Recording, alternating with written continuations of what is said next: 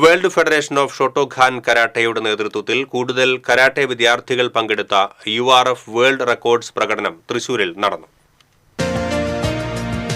Chittilappilly IAS education city ഓഡിറ്റോറിയത്തിലായിരുന്നു ചടങ്ങ്. ഫെഡറേഷന് കീഴിലുള്ള ഇന്ത്യക്കാരായ 404 പ്രഗത്ഭരായ കരാട്ടെ വിദ്യാർത്ഥികൾക്ക് ബ്ലാക്ക് ബെൽറ്റും സർട്ടിഫിക്കറ്റും നൽകിക്കൊണ്ട് ഒറ്റ ഫെഡറേഷന് കീഴിൽ ഏറ്റവും കൂടുതൽ വിദ്യാർത്ഥികൾ ഒരേ സമയം ബ്ലാക്ക് ബെൽറ്റ് കരസ്ഥമാക്കിയാണ് വേൾഡ് റെക്കോർഡ് സ്വന്തമാക്കിയത്. Thrissur deputy excise commissioner C. Sunu ചടങ്ങ് ഉദ്ഘാടനം ചെയ്തു.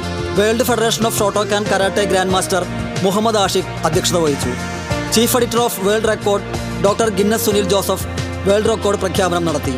Thrissur city ISP Hardik Meena, UAE captain Muhammad Aziz Sharifi, federation general secretary NS renshi Vinu, jubilee mission medical college director father Reni Francis, kyoshi EK Ajayan, കുഞ്ഞു മുഹമ്മദ് തുടങ്ങിയവർ സംസാരിച്ചു.